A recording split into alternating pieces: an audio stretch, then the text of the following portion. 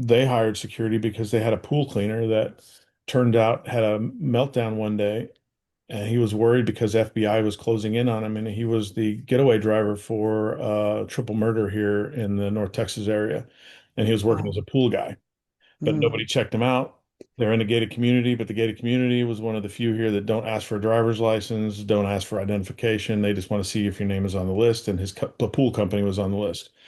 So, and then a gentleman out in California protected for 9.5 years had a direct threat. And we were told that at least two of the five people that were after him were current law enforcement sheriff's deputies that they could not determine who they were. So So now, you just knew they were sheriff's deputies, but you didn't know enough about them to know which sheriff's yeah, deputies. Oh my goodness. the sheriff and the chief could not identify who it was that was involved with the other three guys.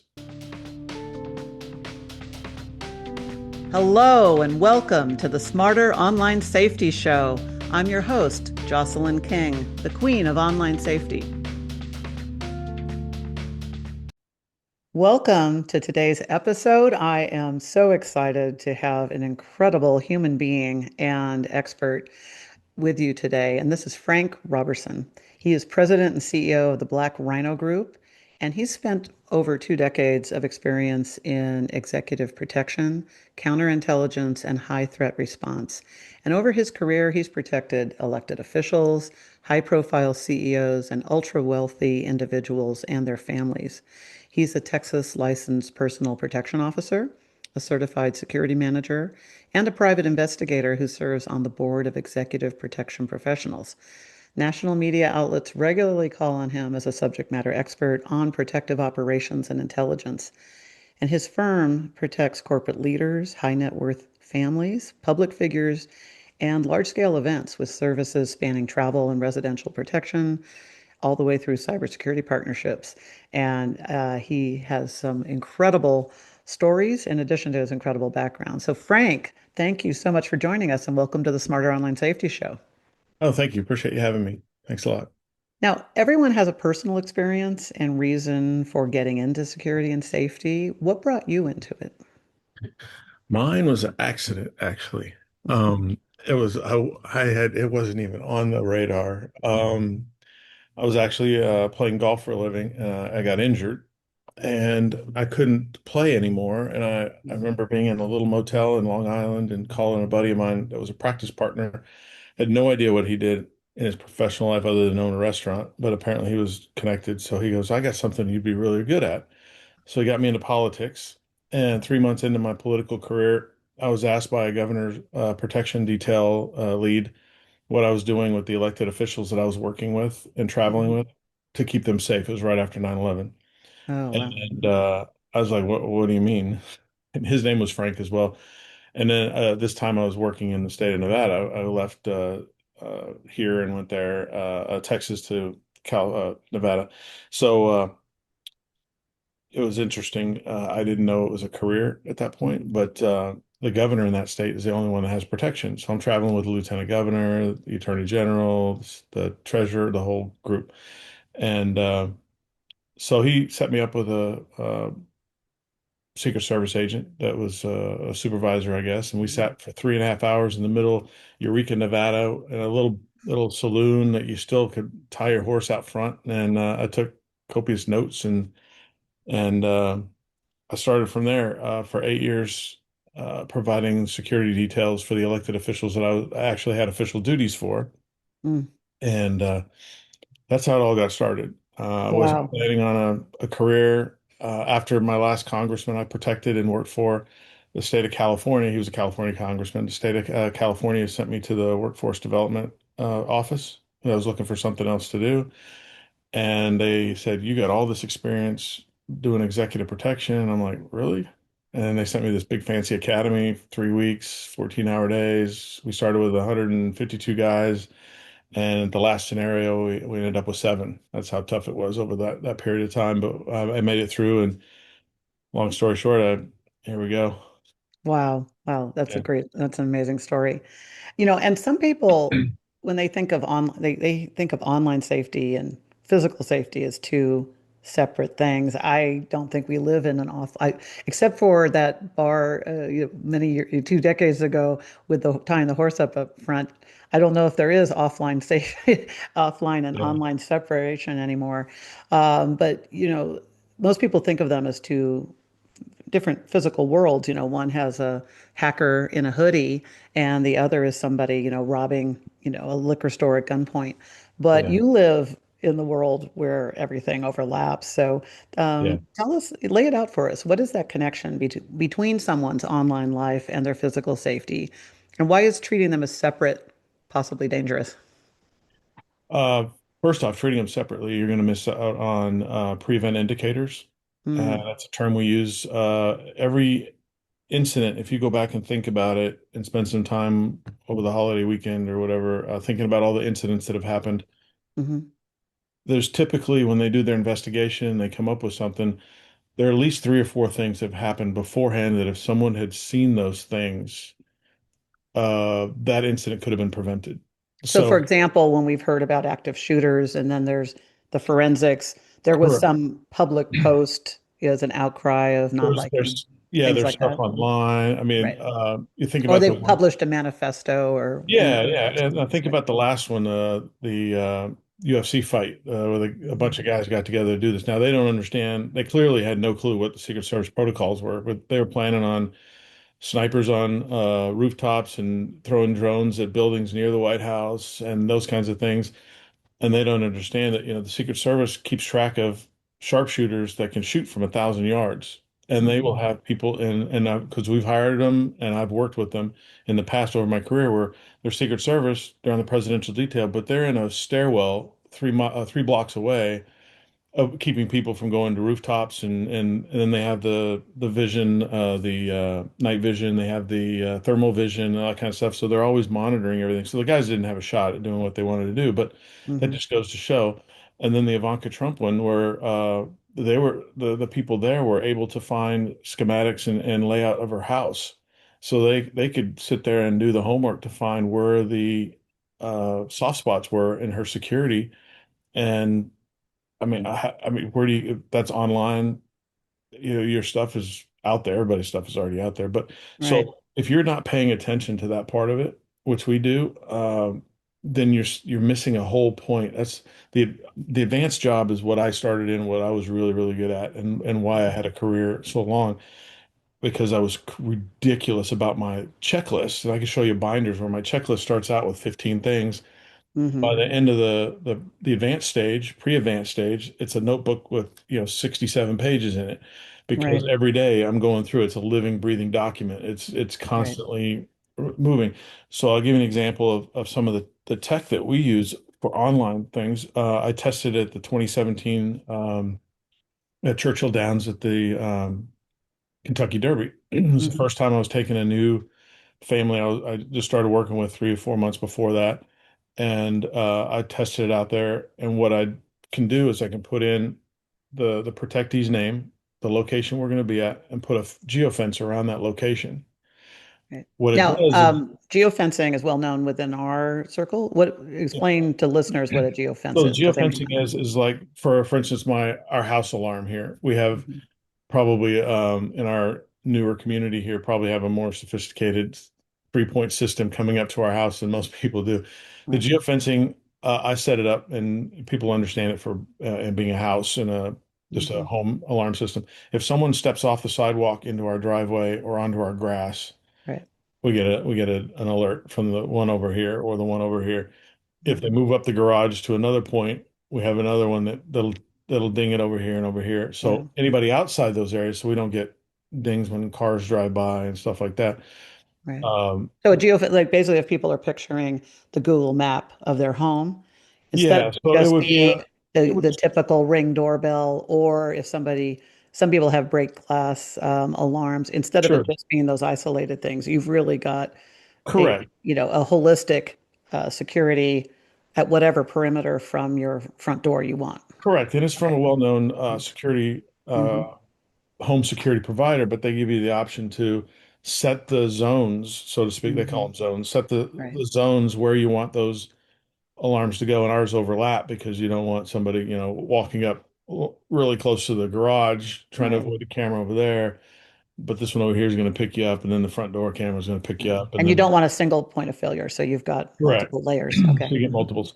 So when I set a perimeter around Churchill Downs around the property perimeter, Hmm. and then we added 400, 500 yards. So I'm in the I'm advancing. I'm there at 7:30 in the morning every day, all week long, advancing, getting to know the point of the people that need to know who I am. And when I'm coming, we're coming through with the client and building relationships.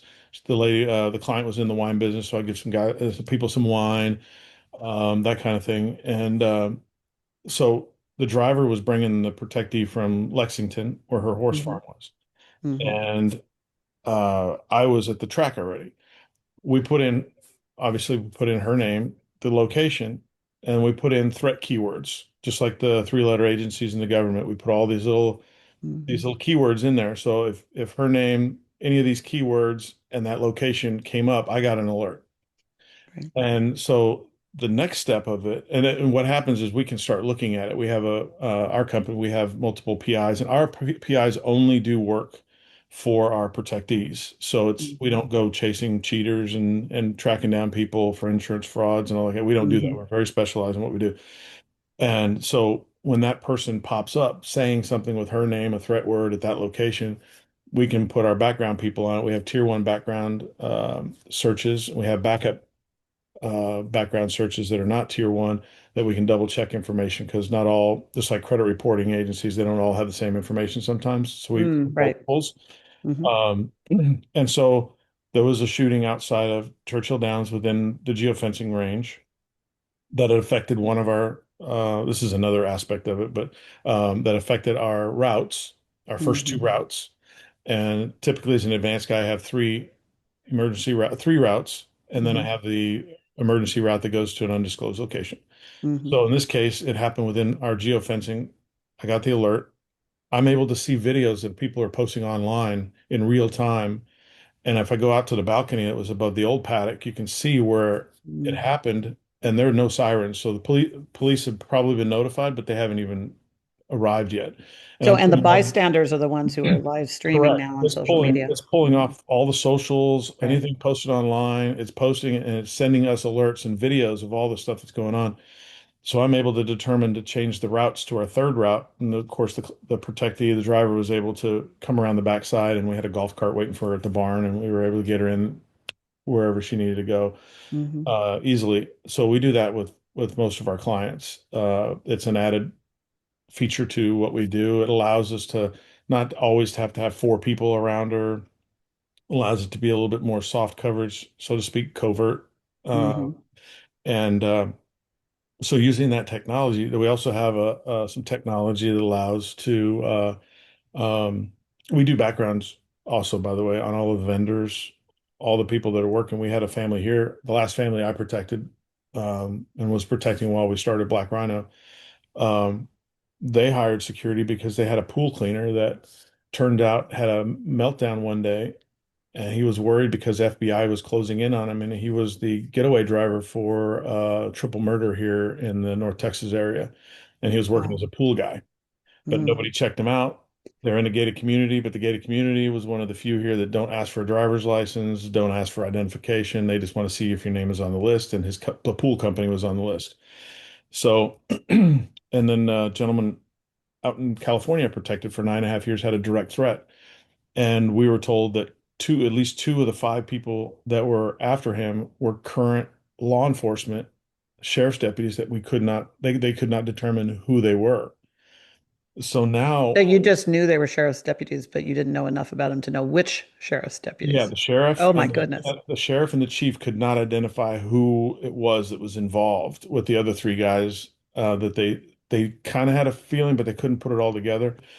And so I had to do my advance, knowing that because they're current law enforcement, they could track our activities They have access to all the same information you have, pretty much.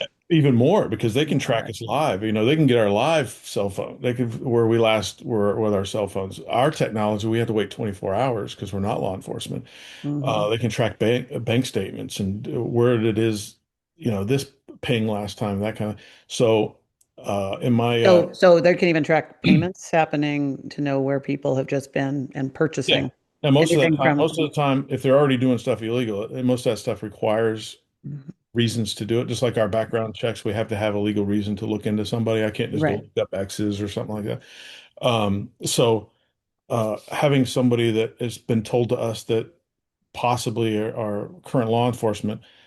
Now we have an online, everything I do can be looked at. So when I went through my counterintelligence training and studies, we were trained to build a second identity and all this kind of stuff. So when I was traveling, I was completely somebody else. They know what I look like probably because they're probably watching as soon as we leave the property and we have motorcades and all that kind of stuff, but they're Mhm. probably watching us somehow or seeing us down the streets or whatever. And you never know which sheriff's deputy drives by when you're driving down the country road is Mhm. that person or one of the two that's looking for us. So when we go to San Diego, I'm checking in a different name. They don't know who's coming. They got used to seeing me, but they didn't know who the client was because that was a false name as well. Mhm. Um, so making sure the online side is as secure as humanly possible, but also Right. being extra careful. He wanted to meet with realtors. We're going down to San Diego to get a place for his daughter during a thing down there for a while, for 9 months or something like that. And we had to vet every single realtor, every single broker that we met with. And Background some, checks and everything. oh, I Yes. mean, extensive. And nowadays we can do it where we elevate it a little bit, where now you can put in and do a full search on that person, the entire social media stuff, the whole lot, everything they do, and it spits out a threat assessment. Is Wow. this person have a propensity for this, or this? Have they been in trouble Hmm. before for anger issues or Hmm. violence or anything like that? And it comes out with this report that, I mean, our deep dive background checks are already 60 pages. This Hmm. adds another 70 pages or so, depending on how bad the person is or how much information is out there. Sometimes it's based on age. Secret background applications. The older you are, the thicker they are. If you're 20 years old, it's going to be like this. If you're Right. my age, it's going to be like that. Um, so we find out everything we possibly can, then we can turn it over to law enforcement if we think it's a legit threat. But if you don't have that side of it, then you know you're just leaving your clients wide open Wow. to issues. And most companies, I will say that, and I'm not badmouth, I don't want to bash anybody, but when somebody calls up and say, I need three guys to take me and my family to do this, and we have security occasionally, blah, blah, blah, blah, blah. And whether the company can do it or not, if they ask, hey, well, it's going to include the advanced work, this, oh, you don't have to do all that kind of stuff. You're not doing advanced work. We have a board member, he's a three-star general, and he did a thing for some investors, and he told them if the company is not doing advance work, they're missing out on the most important piece that they have Right. going right now. What percentage of an engagement, let's say you're going to be protecting somebody for 3 days, what percentage of the work is the advance work? For a trip, I'm going to give you an example. For a trip to London, I do two Mhm. weeks of pre-advance work, Okay, there you go. and I do it so deep that when I go and speak with security directors, I've had more than one of them ask me three times, "Are you sure you haven't been here before?" Right. Because I'm asking about doors, where does this go, where does that go? So it's pretty Yeah. intensive, the pre-advanced stuff. Now, before we move on, I'm sure people are going, whatever happened with those two sheriff's deputies? So, is there any resolution or anything that you are able to share with us?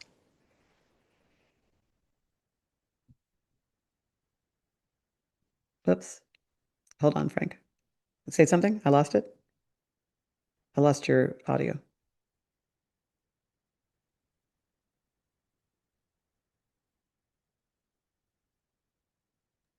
Sorry. No, there you go. No problem. So Um, I can so re-ask. So I can re-ask that question, or we can just start with your answer. So let's just say I just asked it, and we'll just cut this okay. little part out. Go ahead. So the threat ended up diminishing, and Hmm. we believe that the two sheriff's deputies they found out that we were onto them, or not we were, the actual law enforcement was looking into and getting closer when we think that they retired. But there were two sheriff's deputies that did commit suicide within a short period of time during the initial part of the protection details. Hmm. And I don't know. Um, I was in most of the meetings, but I wasn't privy to what Right. ended up with the end of it. But we do know that there were two sheriff's deputies. One was a relatively new on the sheriff's department. They committed suicide within a short period of time. And as far as the three people outside of that, all we know is that the we were notified that the threat has been you know nullified. So that's when I moved on to with Right. my family and we cut back It, the the detail.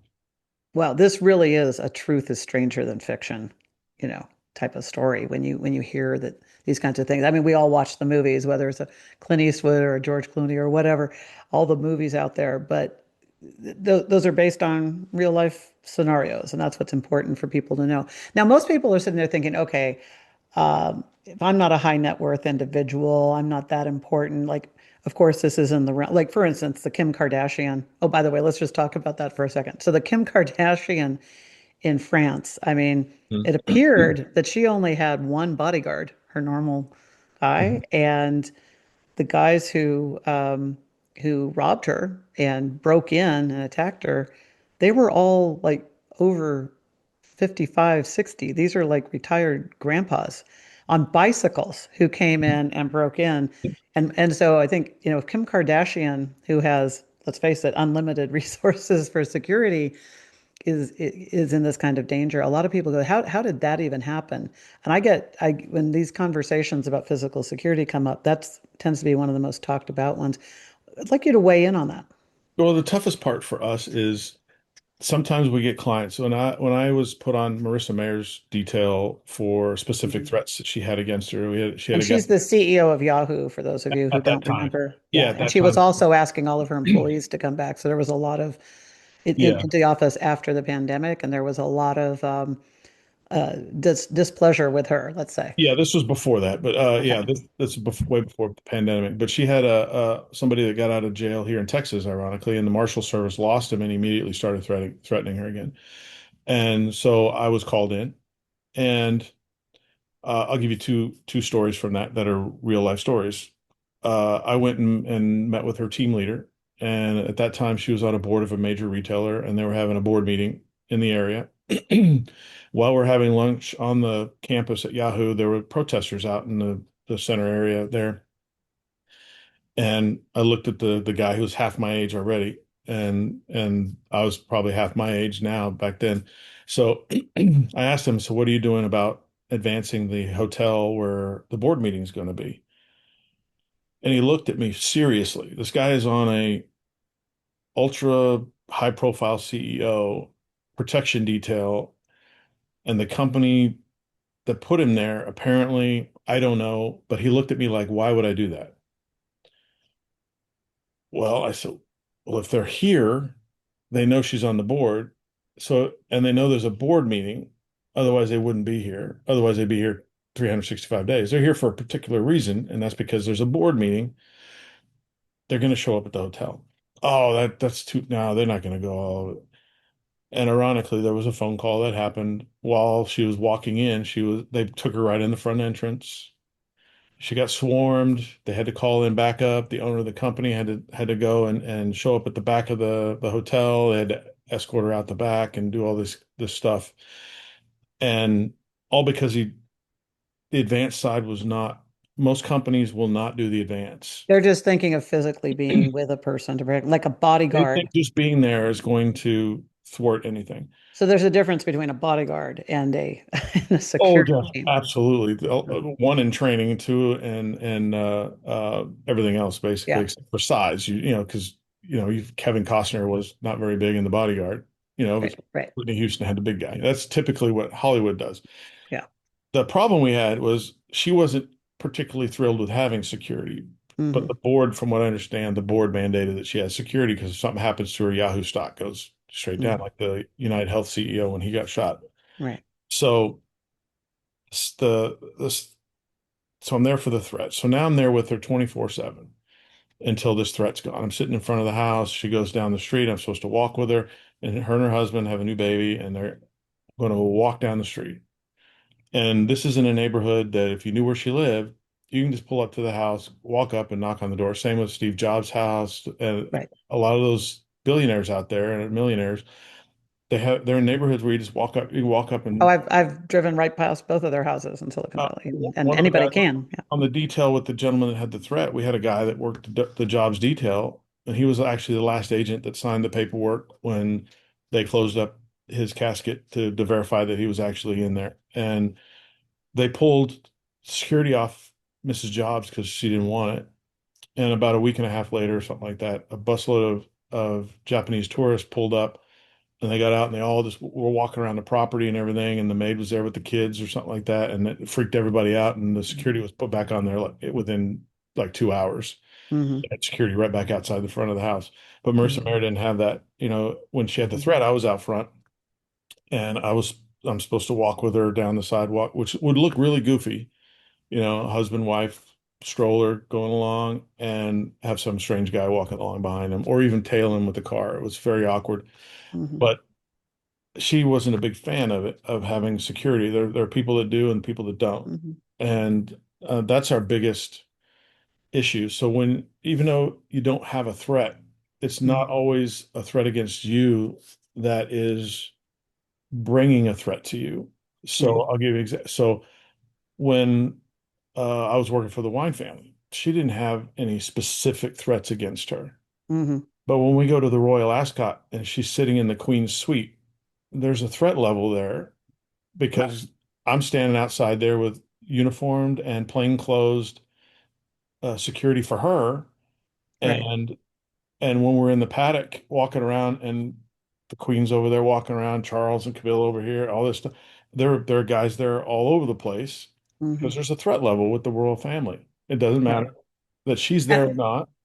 right. And the And problem that comes, the physical threat is heightened because all of this is everybody's following it online. So correct. everybody knows where everybody is. And I And actually heard as late as last year when I was at an event in Napa where I met one of your friends, close friends, Mhm. say to me, "Well, there's always law enforcement around." Well, if something happens Right. inside a venue, law enforcement doesn't care that you're there. They Mm-hmm. could care less that you are in the audience. All they care about is going after the threat. Law enforcement and military are built to be reactive. Right. And a perfect example is that is the guys that I worked with on the 9.5 years with the guy with the threat, they were all former CHP Governor Protection Detail guys. Mm-hmm. They came off motorcycles and their regular going up and down the freeways of California, but they didn't just jump off their motorcycle, put on a suit, and start protecting governors.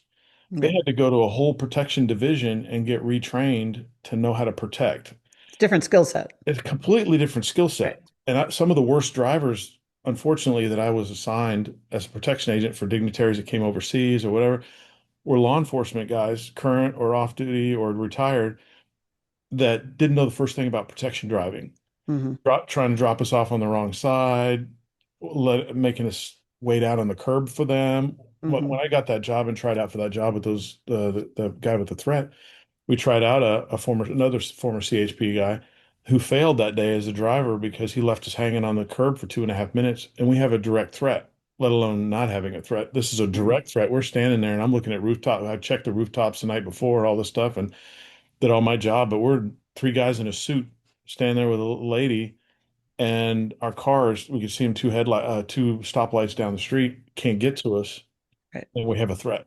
Right. So It's you and I in our industry say all the time, the bad guys only need one way in. They only need one opportunity. And so that would have been their opportunity that that would have day. been the opportunity. Uh, So if you take all this back, like had Kim Kardashian hired you, yeah, what would you have done? And I bring this up because it obviously she's Kim Kardashian, but for yeah, everybody listening, besides it just being kind of fascinating, yeah, there's also the sense of how does, then we'll get into talking about what things mean when you're posting something online or you're doing a live yeah. Facebook feed at a concert and what that means or not.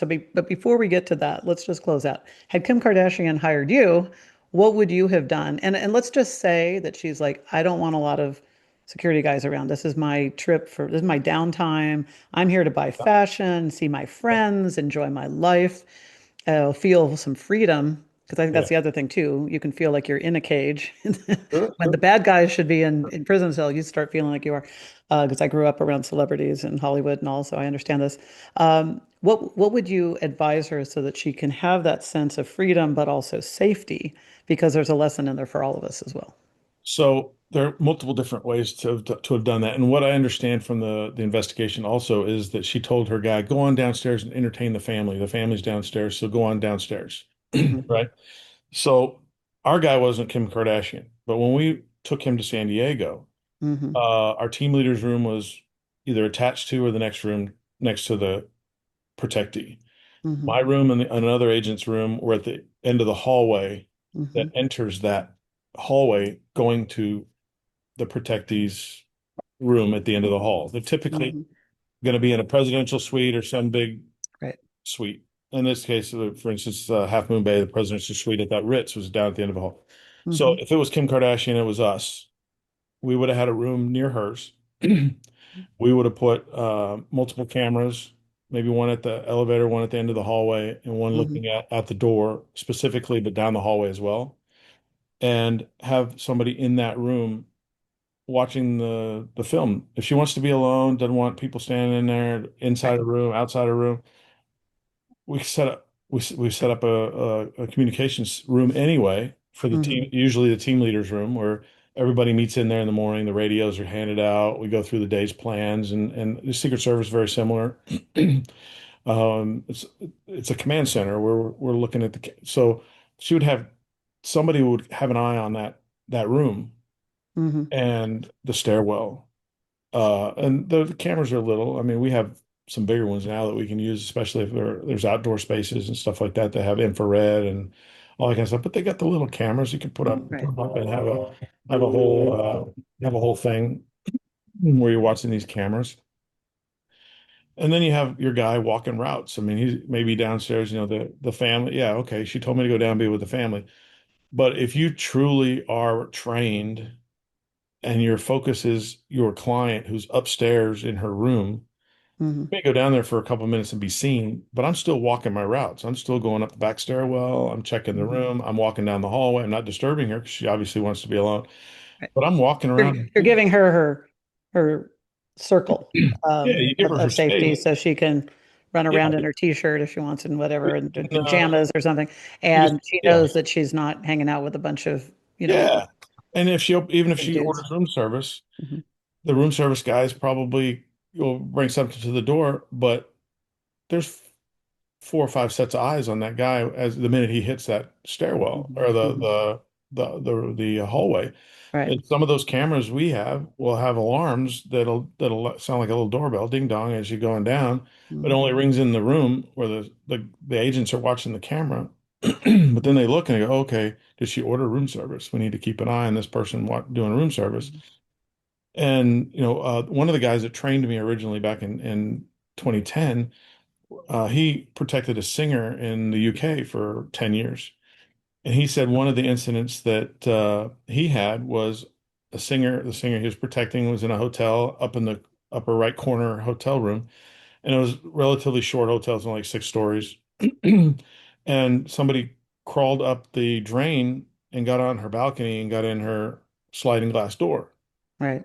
So from that point on, he trained us and he showed us his little go bag, we call it, Hmm. where he put Pam spray in his go bag.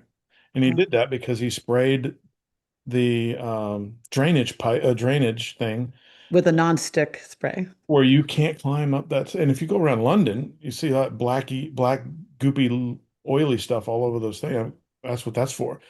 So he would spray Pam on the drains. So we started Yeah. thinking about those kinds of things, but we can make it, and we've done this very well in my career for the 3 families I've been with for 15 years total, where we don't have to have 4 guys all the way always around, but somebody's always got an eye on you. Right.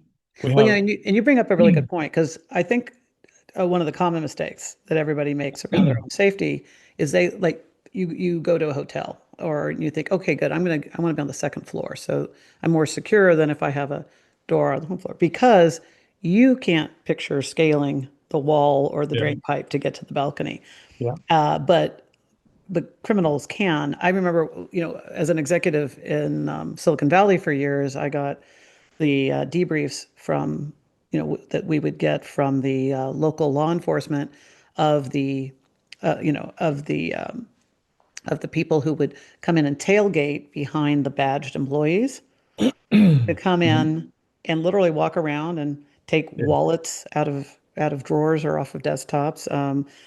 Women employees would come in and leave their purses and or backpacks, and guys would leave their backpacks, and they would just take this. And people were thinking, I can't imagine the ballsiness or craziness of walking into a secure, these companies have huge security forces during the day. Yeah. Walking in behind an employee. Now, the biggest challenge was employees weren't going to stop and say, you have to use your badge to get in. I don't want you to come in. You don't want to be rude to the person behind you. And they're usually wearing a fake badge, that looks real. Yeah. So they're just walking in right behind you. You're thinking, okay, it's another employee. These campuses are big. There's most of the people you've never seen before. Yeah. They'd walk right in, steal all this stuff, and walk out. And and I remember the first time I saw that, I was going, you got to be kidding me. These people are doing that. But that's normal to them. And because we can't picture doing that ourselves Yeah. as law-abiding citizens, we have this false sense of security because of that, not realizing that other people do that. So when you're talking about the scaling the drain pipes and all, I think one of the first things to do is realize just because I wouldn't do it doesn't mean it's not a way in. Because you also talked about cameras, and let's talk about that for a second. I think a lot of people think, oh well, I've got security on my home. I've got this camera set up. I've got this. I mean, in my personal instance that I've shared with people of when I had a devastating cybercrime attack, and they broke into my home. Wow. So, Frank, this is so good. I don't want to stop this conversation. So, we're going to do this in two parts, and we're going to bring you back next week to finish this conversation because this is so good and so juicy and full of interesting facts and tips and stories. And I don't want to cut it short. So, tune back in next week for part two.